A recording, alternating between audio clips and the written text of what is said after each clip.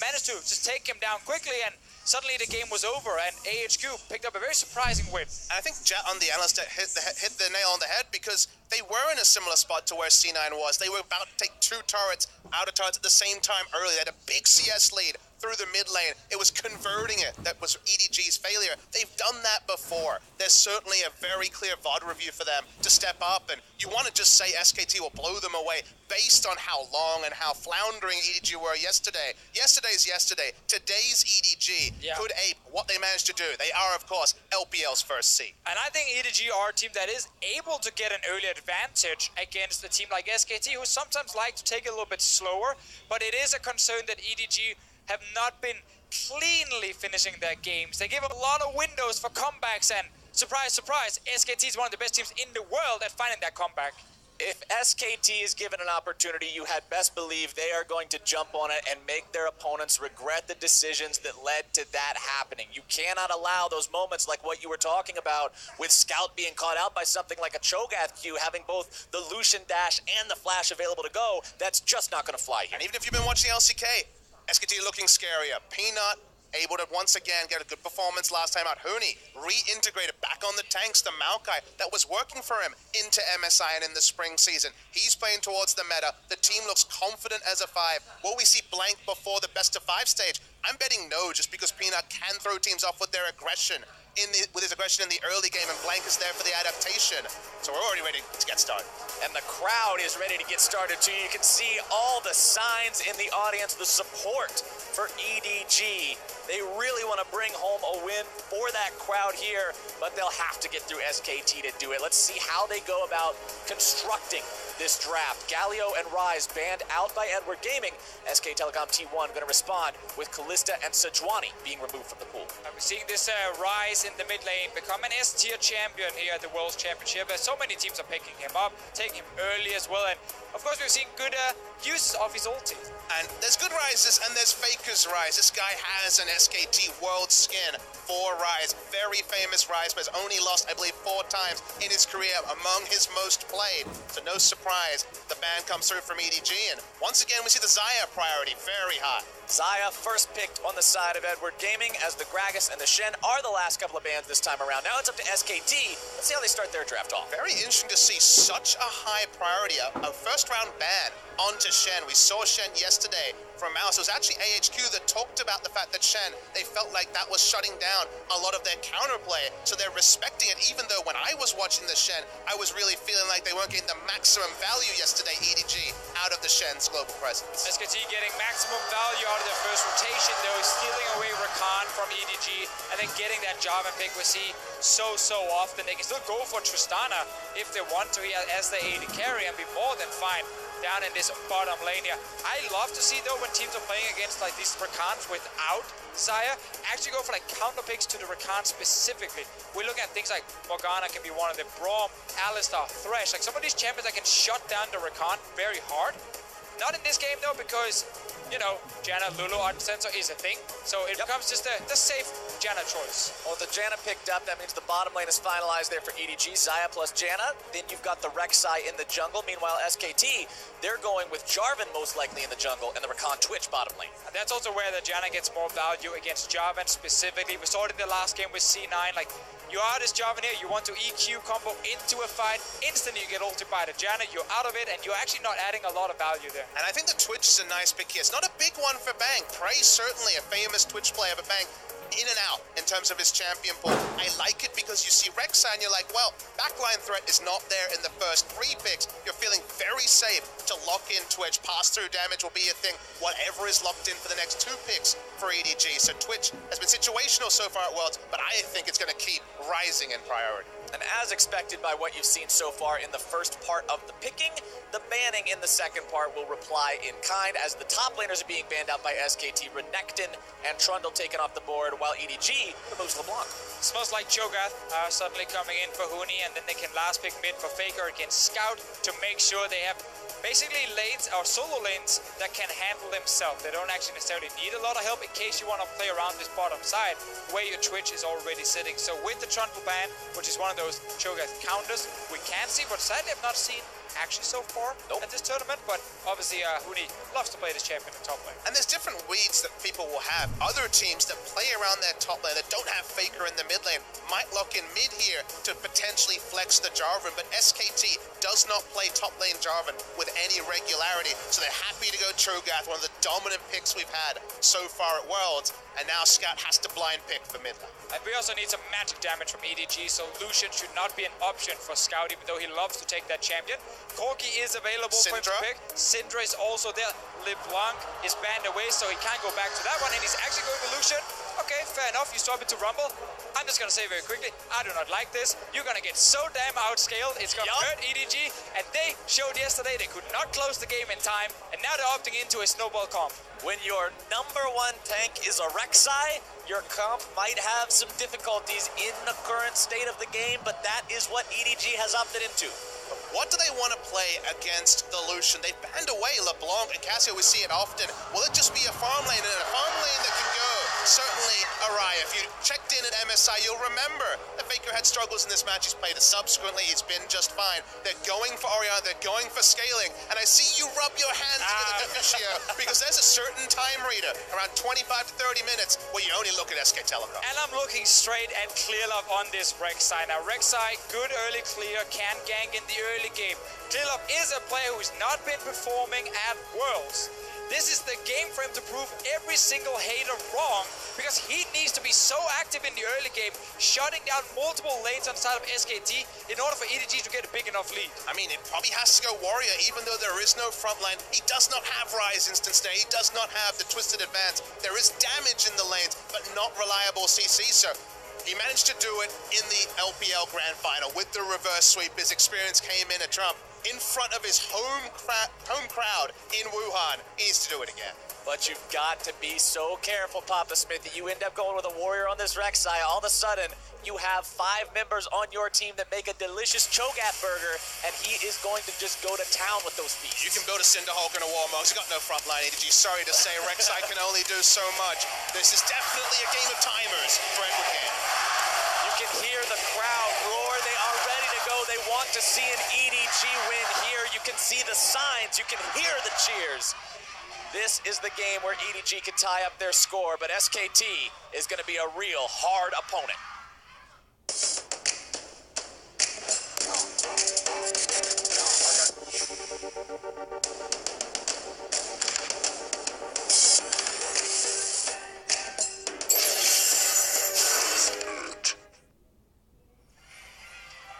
Loaded onto the Rift now for the final game of the day. EDG and SKT, we said it at the start, the 2 titans of their own regions going head-to-head. Again, the most famous matchup between these two, of course, MSI 2015, but now it's Worlds 2017.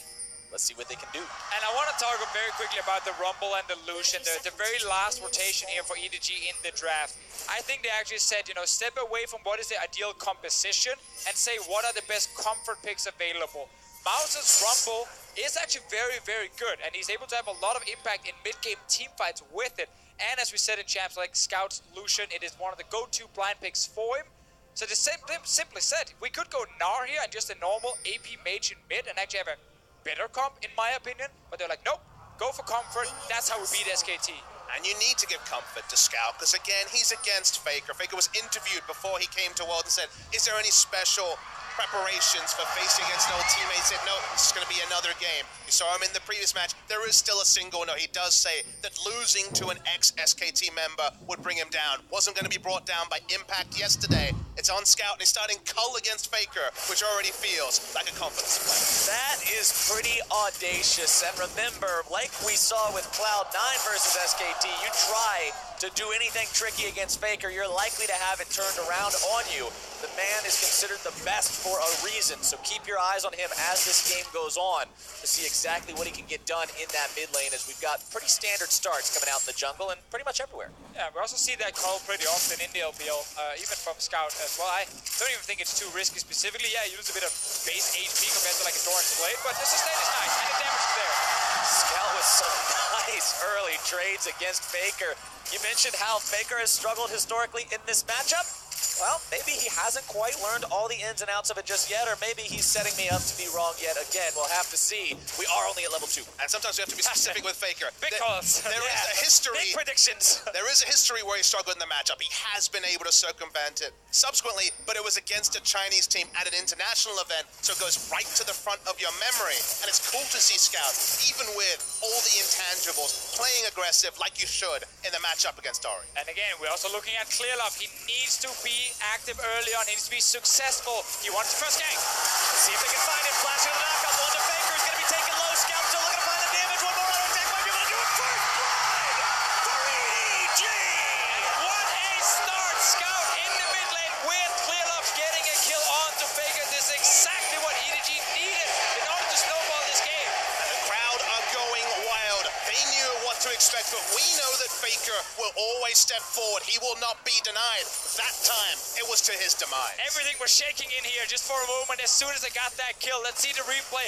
It's a nice gank from Clearlove, and then after the flash from Faker, he just follows, and then we just see Clearlove step out of tower aggro. Scout knowing he can take one more tower shot. Cannon Minion almost did him dirty there, but he was able to live through all of it. Very nice confidence play. Shia able to do it against SKT mere months ago. Now it's on Scout. And this is what we mentioned in the intro. A team like EDG, they can get an early advantage. They can get some of these kills early on, and they need them so badly because we know the SKT late game with the draft and with the players is amazing. So you do not want to go there if you're EDG. Almost feels like the Janna is wool over your eyes, because otherwise no relic shield on their side. We've seen engaged. Nice trading coming out from the EDG bottom lane. Bang going to be losing about half of his health there.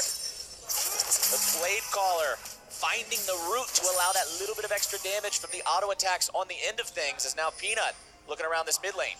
Definitely beat 3 pushing lanes for EDG, and only Peanut to punish them. Counter ganks would spell his demise. No flash up for Clearlove. We should mention both flashes used to secure that kill. So we're watching Peanut looking to come from behind. He has not been spotted yet. And there'll be no camp on the bottom side, so EDG probably does not expect Peanut to actually bait there. They're gonna get surprised now. iBoy gonna be the one who's jumped on. Wolf starting the fight off. Peanut wants to come in here with the flag and drag if he can. Root comes out on the Bang. iBoy still looking to get out, but not quite yet. Barrier is down, but he still walks away and survives with his life. And that's why barrier heal has become so common in what is usually very defensive bot lanes. It's not even single-digit HP. He lives with over 250. Barrier and heal is a massive injection, and SKT, even waiting for the engage, wasn't enough. See around mid lane, Clearlove is here again. It is Operation Feed Scout. Shut down a Faker all in one fell swoop, waiting for his moment. Faker has enough mana to still respond to this. Close Scout. to full HP, no summoners. Scout is trying to force him, corral him into being closer to that Raptor brush. Or Raptor camp, I should say. There it is. Clearlove comes over the wall, knockup comes down, more damage goes through. They don't quite have enough to finish it this time, but they will force Faker away. Exactly, they force Faker back. That means Scout can get level 6 in lane now and push in this wave. Faker will return only level 5 and lose some more minions. He's already down 15 CS this early on in the game. We're only 6 minutes into it. So once again, it is the perfect start for Scout in the mid lane. Stats comparison coming up on your screen right now between these two. Scout, 5.2 KDA compared to Faker's 3.6 kill participation. First place in kill participation from Scout. KDA-wise certainly is night and day for the side of Scout. Kill participation is a little bit misleading. A lot of team fighting in the LPL. That's true. Goes to the late game, whereas Faker, we all know it, sometimes he just goes top lane, hoovers up minion wave, is more of a 1-3-1 threat. So that part is misleading, but it hasn't been a statistically outstanding season for Faker. Really the excitement for Faker, apart from his legacy, was how he ended the season, pushing through the other best mid lanes in Korea to eventually be stopped by BDD in the final. EDG, one thing I'm excited about for this team right now, after they had initially found that first blood, this team was up 800 gold. Now later, they're up over 1,000 gold. That lead has been passively growing larger and larger because of the advantages they're just accruing in these lanes on their own. These guys are playing the early game well. Now iBoy and Mako pushing up the bottom lane yet again, keeping their opponents underneath the turret. Almost every time we pan down here, we're seeing Bang and Wolf just stuck farming up underneath their own structures. And Bang is just delaying all his damage in this game here with the Relic Shield. Now Ninja Tabby coming in as his first item. Looking at, of course, Xayah, Rek'Sai, Lucian all going to his lane and fighting him, so it is an item that will give him a lot of value in terms of the stats, but again, delays his own damage. Call for the Xayah as well means he'll be able to farm up plenty, recognizing the fact that this lane's going pretty slowly. Clearlove trying to steal away that enemy blue buff from Peanut. 7-1 record for Clearlove as Rek'Sai in summer for the LPL. Now stealing this away, giving it over to Scout. Exactly what they need. And it was fun because when Clearlove, rejoined EDG here and started really finding success with these guys in the summer split once again, Rek'Sai was one of the champions he used very early on when almost no one else around the world was actually playing Rek'Sai.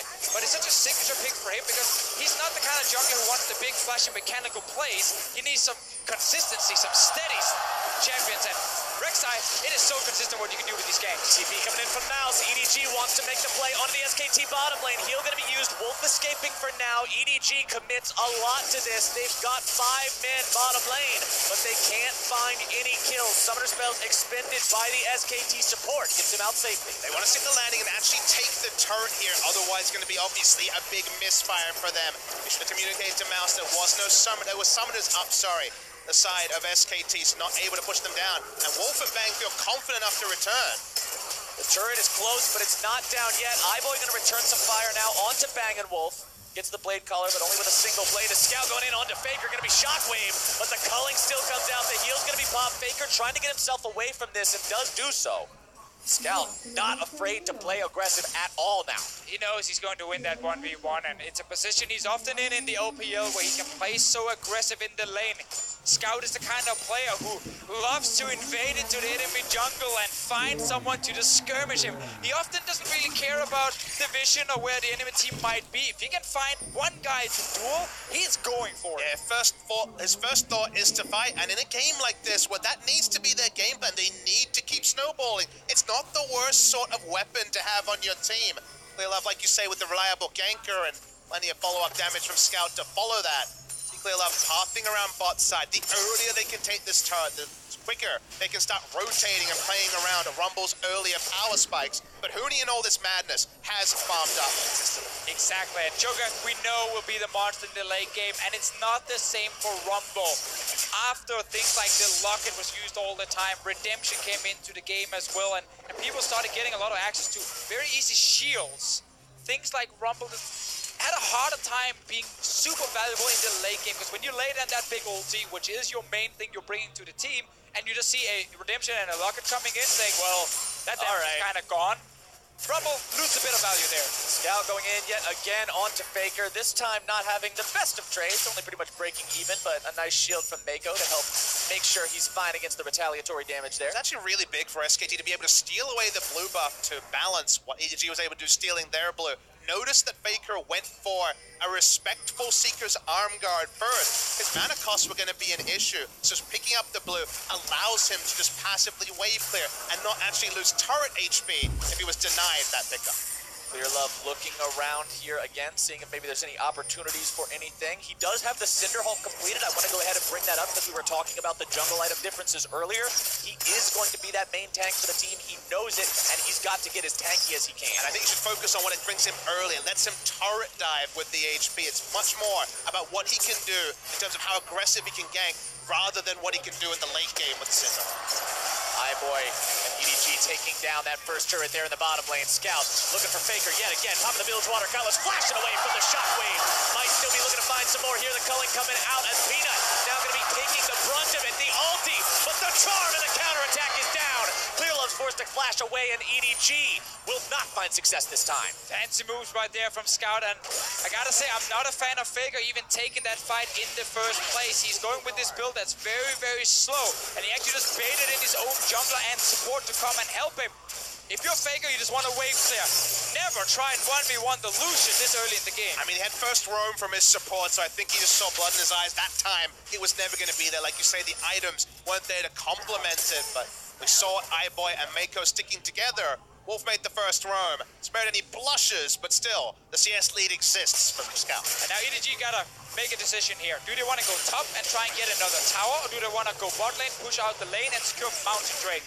It looks to be the call for more turrets. Simply saying we need the outer turrets gone, we need more gold, so Scout can become a split pusher. And the immediate gold is really what I take away from your point there. Rumble wants to get the first item, wants to get his power spikes going with the Leandries. The Mountain Drake really represents a later game win condition they're not looking for at all. So making this rotation compared to, say, Reckless, for example, returning to bot lane, is just different priorities for the side of EDG. And I really like going for the tower. Sure. Because again, Mountain Drake, while it is nice for you when you're going to kill objectives later, you need gold because you want to be an item ahead of SKT. So when they're trying to fight back, when Baron spawns, you just win that fight straight up by being so far ahead. 1300 gold is the tune to how Faker's down in the mid lane, so at least that's working out. But you can see the counterpoint is that Cho'Gath has largely been unheralded. And now the SKT rotation to respond to EDG's, putting the bottom laners into the top side now that that first turret has fallen. But iBoy and Mako don't seem to be halting any sort of the aggro that we've seen earlier. Ardent Sensors both up and running now for these supports. As mid lane, they call down the equalizer onto Faker. The burst is there. Who cares about the shockwave? Another kill onto SKT's mid laner. Scout going to be taken low, but not down just yet. The calling comes out. Peanut is forced back as Huni has to run away as well. Into the backline goes clear love. Peanut is down. Huni now barely going to be kept alive. Styler's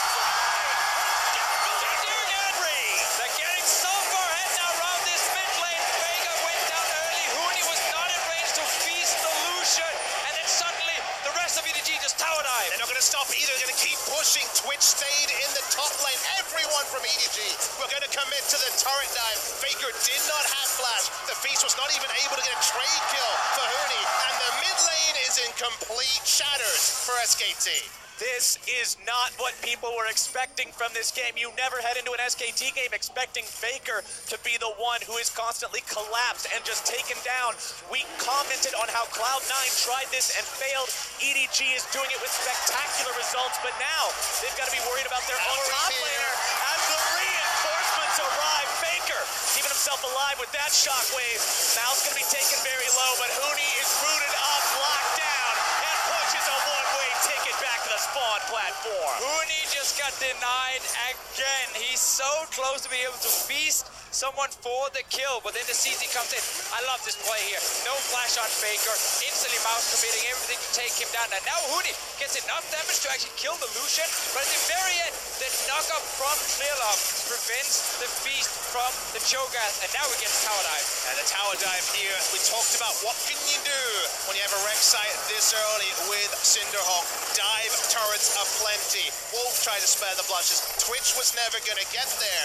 EDG, you said in the draft division, I don't like it. And based on what we saw yesterday, you were vindicated. Everyone was right there. All the armchairs were there, right there with you saying, don't like it either. That's not the EDG I saw. They can't close from the early to mid game. They haven't closed yet, but their understanding of how aggressive they needed to play is really heartening to see. They've done everything right here in the early game, and I just want to give so much credit also to Clearlove, the man who's been criticized so often for his performance on the international stage. One of the best players of all time, if not the best player of all time in the LPL, is now showing up here in the early game on this Rex. I've been involved in almost every single kill. It's been around the mid lane. Scout was picking up basically all of the gold, and that is perfect for EDG. And Clearlove playing here in his hometown of Wuhan. The man is from this place. That's part of the reason why the crowd is so insane for EDG. He is doing them a wonderful service right now, having an awesome game on this Rex side. The 1-0 and 3, part of all but one of the kills. The only man doing better than him is, of course, Scout, with full kill participation on this Lucian. So let's take a deep breath. EDG, massive driver's seat in this particular game. But what do they need to do next is the question. And honestly, pushing Vision into both the top and bot side, the blue and red side of SKT, is what we need to see EDG doing. too often in the LPL, you can see them make aggressive plays when they feel like they're ahead. Certainly ahead, 5,000 gold, but that gold lead could start to get smaller. It gets less relevant as the game goes on, so continuing to snowball with smart vision is what I want to see from EDG. And it's interesting they're actually keeping Scout in the mid lane for now. He's far and away the strongest member on the team, and normally you want to put him in the side lane, but they're saying we can take the tower with just a Xayah and then secure Rift Herald. Once the outer turrets are gone, then Scout can split boost. Let's see what happens. Bang trying to start the fight out onto Scout here. Nice flash over the wall, staying alive, avoiding the recombo.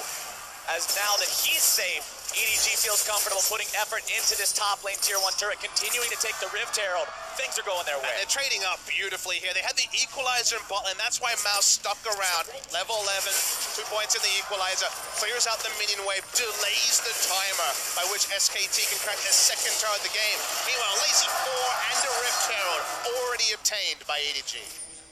SKT stealing away the enemy red buff. They'll take down their second turret of the game, and now Mouse gonna be the one caught out, returning a lot of damage onto Peanut, forced to flash out of that Cataclysm to stay safe.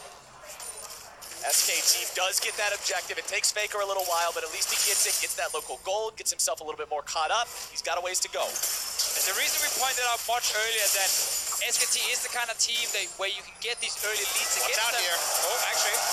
Bang, finding himself getting cult pretty quickly. Scout's not going to chase that one any further.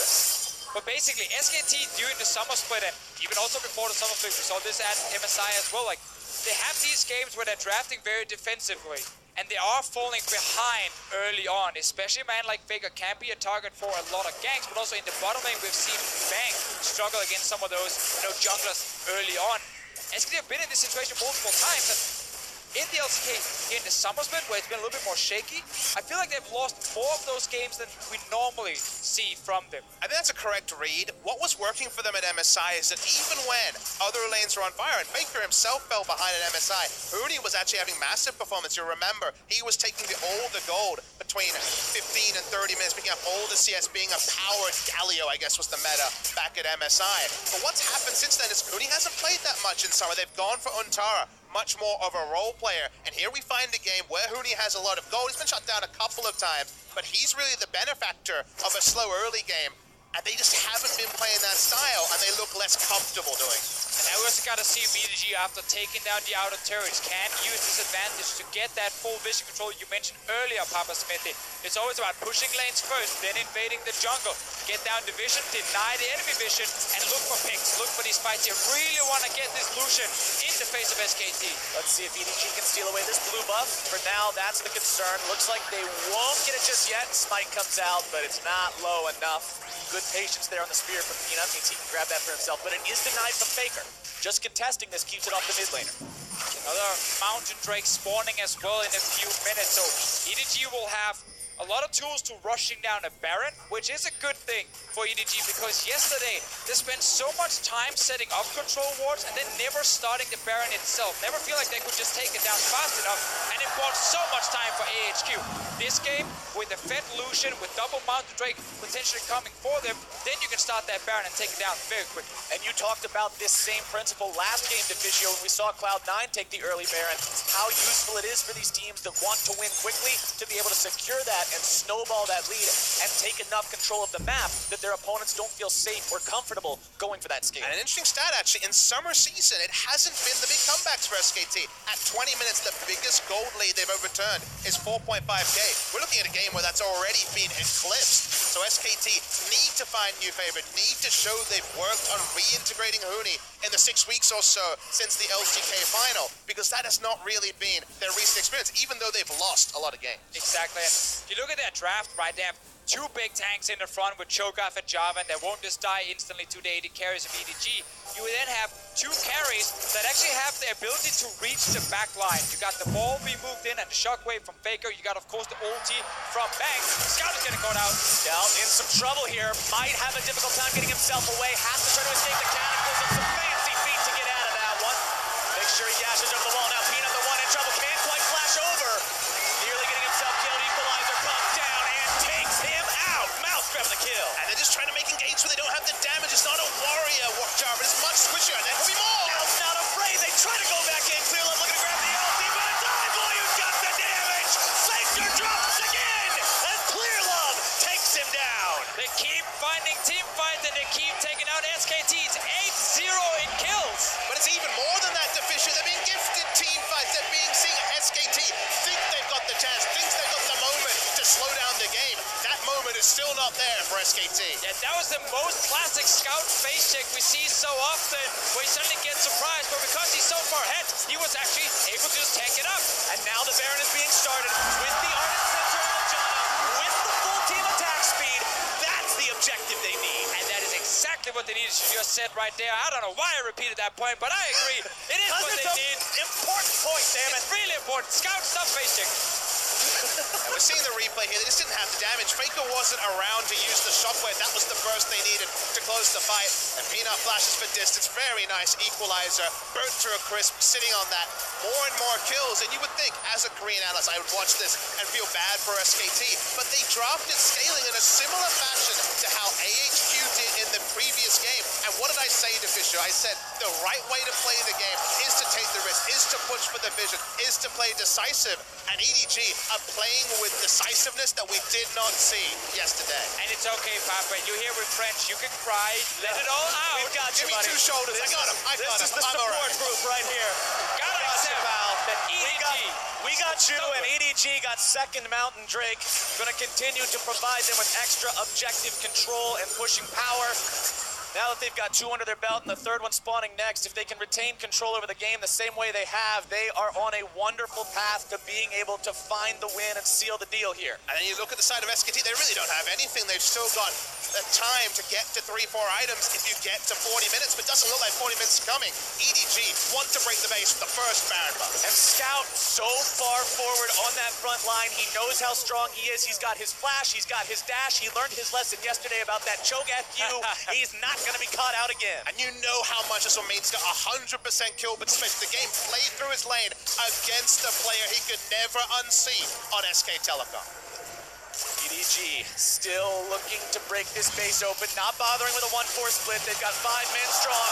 They've dropped down the equalizer. They drop Faker's house. They're about to take him down. As soon as that Sonya fades away, iBoy grabs the kill. Mako taken incredibly low. The poison's still ticking, but it's not going to do enough. And inhibitor number 1 falls 24 minutes in. And these 2 comfort picks coming in from EDG in the last rotation have been so valuable for them with Lucian, with the Rumble. They said we need Scout on the Lucian mid, so we need AP top. Mouse is fantastic on the champion itself, and it actually allows them to run this snowball comp here, also due to, of course, clear off Rek'Sai. I mean, this sort of early to mid-game comp is not what we've seen win in this tournament. We've seen the games drag out, but EDG are with renewed vigor today. Old team to clear off the minion wave. I thought, okay, just going to get the inhibitor. They want it more. Exactly, and as soon as they get the one, remember they can just take down the tower. And I just want to add on to the point you just made. We have not seen the snowball comps win a lot, especially not against Korean teams. We've seen multiple teams actually try it already here day 1 and day 2. But SKT right now, they're looking in such a tough spot that it seems almost impossible for them to come back. They're down over 9,000 gold, 25 minutes into the game. You can see the amount of blue side wards down on the SKT side of the map, showing how far forward EDG want to play and want to push. They've got everyone hanging around this top side. They want the top lane tier 2. SKT will look to defend it, but it's going to be hard. Ulti traded back and forth there. Shockwave for that Xayah ult. But now can EDG force the push any further? Scout going to have to dash backwards after getting caught out by the rupture. SKT hold the line for now. I think SKT lose the perfect team fight. They don't even have Infinity Edge on the Twitch yet. When they make their last stand, the items are not there. And it just feels like we're waiting for minions, waiting for cooldowns on the side of EDG. Because SKT, the cupboard's bare. Such a difficult situation for the LCK representatives to be in. We talked about how these 2 teams were titans from their region, how there's a history between them. And right now, EDG is looking to add one hell of a page to that history book. SKT still with 0 kills to their name. They lose their 6th turret. And it's EDG knocking on the top lane door. What a turnaround for EDG, and what a confidence booster as well. You lose to AHQ in that last team fight yesterday. A team you played against so many times and know so well. And then, of course, you face your old rivals in SKT again, and you actually win it. You know what the best thing is, Deficio? Do some quick math. If we do see EDG win this game, Every team in this group is 1-1, and we are no closer to knowing who will get out. Everyone looks at SKT, gets the mind back to all their worlds win, all their LCK wins, and fills in first spot. SKT were not undefeatable in summer season. Sure, they picked it up at the end, but they had that big phase where they couldn't work out a patch and just fell again and again and again. You can cast your eyes and see some important items finally inch towards Infinity Edge. Even the Executioner's calling to deny something like the Redemption, and also the Jana Monsoon is there, but it's still a deficit to the tune of 9.6k gold. And SKT team fighting out of this would be another story, another development, because it's damn hard. And SKT just don't have the gold to get things like Redemption and Locket just yet, so this Rumble is really, really effective when he's landing the equalizer in the back line. Very little magic resistance or shielding to really save Faker or Bang. EDG continues the push. They've got one turret left standing outside of the SKT base. They're looking to take it down now. Scout backing himself up as he does get silenced. Shield onto him as he is playing the role of the front line this game. Both Baron and third Mountain Drake will be live in slightly over a minute. And when you're missing that clear front line, what you need to do is be able to run aggressively towards the enemy team. And that's where the Rumble can come down behind the tower and then set up the rest of EDG with Clearlove chasing at SKT. To me, when I start to think of how could EDG lose a fight, it's not keeping tabs on Twitch and turret diving, being surprised by his damage. If they see Twitch, they'll know everything they need to potentially take down SKT. Waiting on that last big engage. If they win a fight here, the game is completely over. Culling comes out. Look at the base of SKT. It's being absolutely ravaged by these super minions. Nexus turret number 1 almost already down. EDG continuing the pressure here in the bottom lane. Scout says, I don't care about the minions. I just want to put damage in this thing. They see Orianna. They don't need to play as respectfully. They have control wards. If they wanted Rek'Sai around the left, it's around the right, though. That's going to be a turret. It's time to pull the trigger. They do so. They grab the turret. Now they can move back to the Mountain Drake. Then they can set up for Baron Vision. The path is clear for EDG. They'll take down the Scuttle Crab in these last remaining moments, waiting for that Drake. They're getting a third Mountain Drake. They already got the first Baron. That was huge for them to actually get a bigger goal lead. They're saving the Drake for now. They got two already. Bang is hiding. He's coming. Bang looking to come in. Here comes your initiation. They're right through. Oh my God. Victor Shockwave will find them all. And SKT, with a hell of a response, will take down 4. They did it. They fought back from a 9,000 gold deficit and won a team fight against all expectations. Rumble could not get the perfect equalizer because in half a second, everyone's health bar exploded. One mistake, and a team like SKT will punish you and they will take it all. I have talked to multiple casters and analysts so far during Worlds leading up to Worlds, talking about SKT as a team, and when you watch SKT and they're down 10,000 gold, you can never count them out. Consider EDG have no vision on the red side. Where is Twitch is what they should be asking. When they see Ori, they can probably guess, but this Wombo is out of this world. It all starts with that engage from Wolf on the Rakan. And he picked up fairly late in the summer split, but had some very impactful performances on in the playoffs. Using it here to start the fight, set up the shockwave from Faker, and of course, easy damage for Bang as well. And that's now a Baron to SKT. From 11,000 gold to 4,000 gold, SKT bounces back. And right now, EDG wish they'd just taken that third Drake, recalled, gone back to base, reset the entire map. But sadly for them, they walked into the mid lane and SKT were ready. And now we've got that point where you've got to worry about the composition difference because SKT has that scaling comp. They've got that big front line. I mean, you just put your eyes into the items on the right side of your screen. Death Cap out of nowhere. Second Zeal item completed for Bang, who was smarting, 5 minutes ago without even an Infinity Edge. That's turned into 2 Zeal items. And these are the item points. This is the time of post 30 minutes where some of those prophecies from pick and ban suddenly look eerily surprising. But man, the way it got here, the turn it took, was basically a horror film for any LPL fan. I mean, it's been a fantastic game to watch so far here. And the fact that SKT are now hitting the late game, meaning they have the stronger comp, is fantastic for them. They're hiding in this little brush here. Seeing if they can find the pick when the Huniu pops the righteous glory, but there's no way out of that. Bang shows his face, but not really an equalizer. Equalizer comes down. Both redemptions going to be overlaid like a Venn diagram. Not a lot coming out from either one of those. Peanut now going to be the target. SKT may be in a tough spot. Scout looking for more, has to be very respectful of what Faker can do. I like the play there from EDG. Hide in the brush here to get a kill to try and stop the Baron bot team from pushing. Bang still got ulti. 25 seconds on Huni with TP ready. You see the pauses they have to take now. Suddenly, you can't face check the death cap Orianna. Suddenly, you are respecting the Twitch. So Relentless Aggression could have happened after a single pick before that fight. Now, respect is required. And you mentioned some of the offensive items before your Papa Smith, like death cap. I just want to go back to the Locket and the Redemption. They were not there before when EDG were snowballing.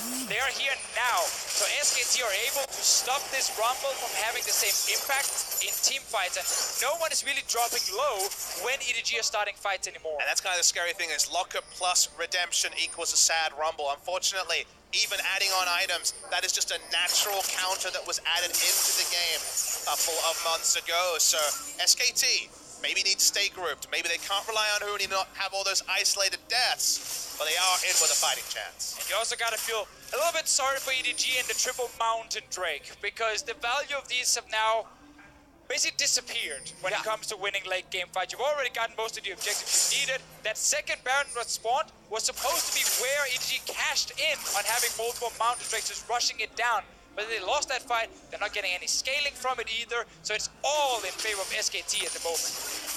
How quickly the tides can turn. All it takes is one incredible team fight from one incredible team with one incredible shockwave. And now they are in full control, pushing up into the base of EDG, wanting to claim some inhibitor turrets of their own. They've got Huni in the top lane, everyone else here bottom side, seeing what they can accomplish. Baron will be active for another 45 seconds as EDG has just seen a complete change in attitude from Scout being on the front line, constantly flexing those muscles, shooting whenever he has a chance, to now having to play back behind that turret. Comp can't deal with the 4-1. Cho'Gath and Rumble. Cho'Gath laughs in the face of Rumble. At this point in the game, he's going to take a free outer charge. The biggest factor, Philip wants to make a play on the floor. Love goes in, looks to find the flash of the knockout, but now it's going to be Scout who's in some danger. There comes your finish.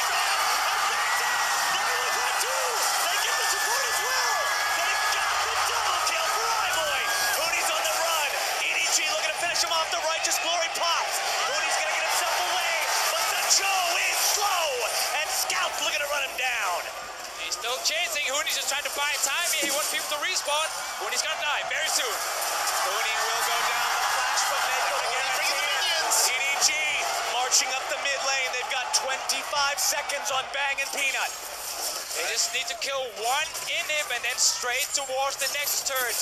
It's just Orianna for 15 seconds. They'll get the respawns. Wolf will be there in 5, but EDG are 5 men strong, and they feel like they can finish it here. Faker needs to try and kill the minions. Shockwave is ready, just a few more seconds. Wolf and Bang are up. Wolf and Bang are up. EDG decides to not go for this. They know that they could go so wrong so quickly. They back away. Great engage though in the bottom lane. They knew Huni was in the top lane. He could not join the fight in time. And while everyone was looking at Faker because he was the one Clear jumped onto, Bang actually with flash available ended up getting caught. Consider also that when Cho'Gath is not there, you can't really set the tempo of a fight. You can't know where to put the ball because the fight moves so quickly. The shockwave is almost an afterthought. Bang caught in the front. He actually got hit by the blade fall. Exactly. It was all on Iboy right there. The entire front line of SKT were gone because Peanut was actually sitting in the jungle, just kind of looking for potentially a flank onto EDG, and we get to see Huni just die in the very end. Mako using the flash for that one. My favorite thing is we're being spoiled. This was not supposed to be a game of inches. EDG were running them over. We thought it would just be academic. SKT only have 4 kills on the board, have not won a team fight, barring the explosive one in mid lane. But suddenly, it's all up for grabs. A gold lead for EDG. So many advantages for EDG. They've done everything but punch their ticket to a single game win in this group. And yet, everyone is sitting here wondering, because we've all had PTSD about SKT coming back. This team is so good at playing from behind, and you mentioned just a few moments ago to Fischio about the status of the Mountain Drakes and how those are not the most useful, but they will provide Elder Dragon stacks. Scout gonna be caught out. They get both the AD carry. Scout jumping himself away, but Wolf is down.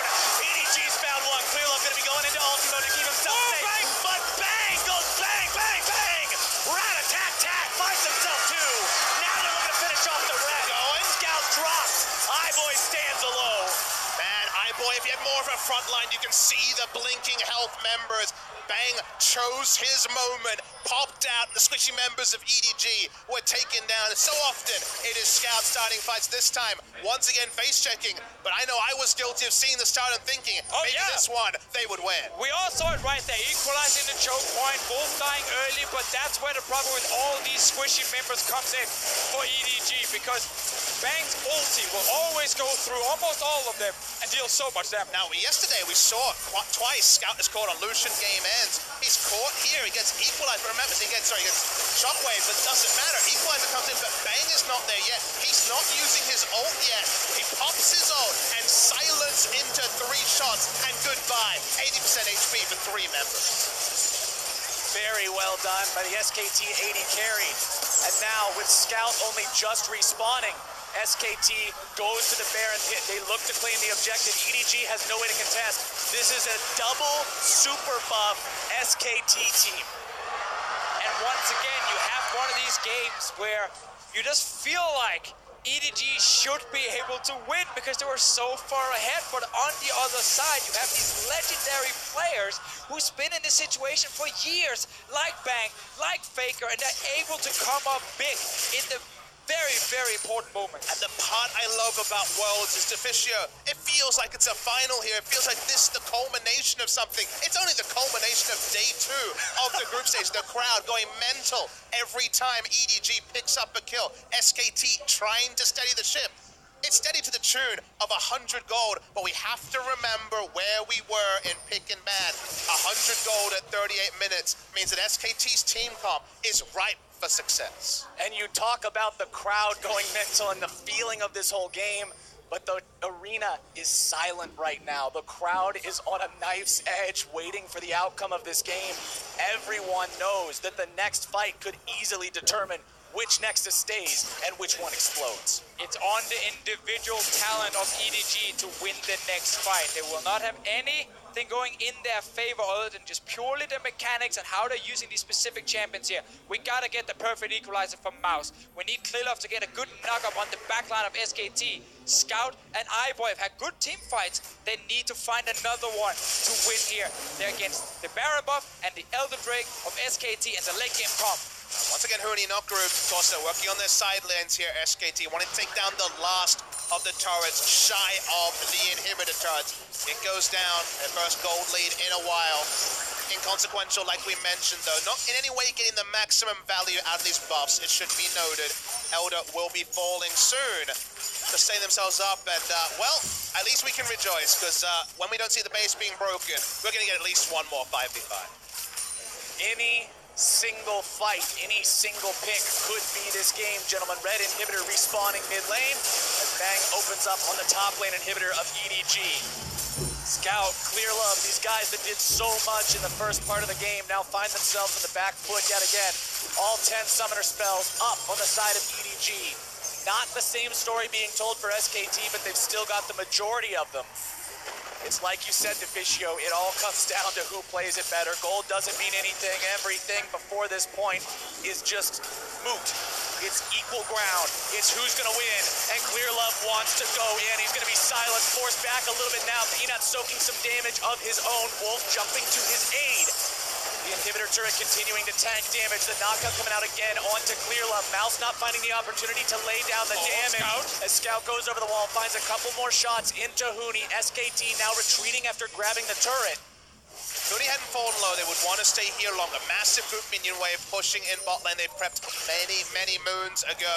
Huni will, with the war marks though, be able to, out of combat, get that health up. Bang, of course, does not want to ult to try to take down the inhibitor. It's still going to be a bit of a seesaw, but look at that minion wave in bot. Scout getting himself away from the rupture. The minion wave bottom is going to be an issue here soon. EDG holding on for now, but who will they send to deal with that minion wave, if anyone at all? Inhibitor taken very low. Bang still invisible, now shows himself. That means EDG knows exactly where everyone is, but it doesn't look like they're going to be going for the fight just yet. Calling comes out, but to no real effect. Faker going forward, wanting to find that shockwave. Instead, gets the ult for ult trade. SKT will start to move towards mid lane. That will relieve pressure. Rumble will be able to clear out the minions in bot side. But they do lose their inhibitor. It was unfortunately a seesaw where there was only losing options for EDG outside of a miracle outplay on one side or the other. Again, we get, well, there's no screen, or maybe not. Oh, Clear Love could be in some real danger. Has to flash away from the Cataclysm of Peanut. SKT now looking to run these guys down. Can't quite do it. Clear Love's got the tunnel. And that one was very big for SKT because the main engage of EDG is Equalizer and then Clear Love flashing in, knocking up someone in SKT's back line. That is now gone. And just to be clear, that basically means they don't have initiation. That is about as situational as can be. The moment you're laying down the equalizer to slow people, you are losing massive value out of it. The early game plan where they were forcing SKT on their turn, initiation didn't matter. Now, when the game has become line ball, those few tiny mistakes they made, that one team fight in mid lane, and the team comp really doesn't have the answer. And that's what we said in Champion Select, that EDG had some fatal mistakes on day one, and every one of those windows that you even leave cracked open, SKT is going to kick wide open. But let's be clear, take the advantage. HQ had gaping open windows. The gust was coming in, it was a big breeze, everyone felt it. I put on a jumper. The windows here were much smaller, and yet SKT did SKT things. Exactly that. Mooney going to take about half his HP and damage there. Gold difference over time. You've got a lovely blue mountain range that suddenly dips into a lake of blood, and that blood has been SKT's lead, has been EDG's lead, excuse me, SKT's revenge as they break down inhibitor turret number 2. SKT are feeling so confident moving forward, hitting the turret, knowing Lilov can't get onto them very easily. iBoys had some good moves where he actually caught out Bang with his own blade caller, but then he needs to play very aggressive in the fight and exposing himself to a shockwave or maybe to Bang's damage with that ulti from the Twitch. Scout getting himself away from Faker. Culling comes down. Equalizer also going to be used. Redemption now to continue the fight, but it's Clear Love who drops first. SKT continue the charge. Clear Love taken down means there is no front line for EDG. SKT continues the push. The Feather Storm comes out but won't be finding anything. And SKT will look to end the game here. Scout barely getting himself away. Now going to be juggled around. Now going to be brought down. Faker grabs the kill in the mouth.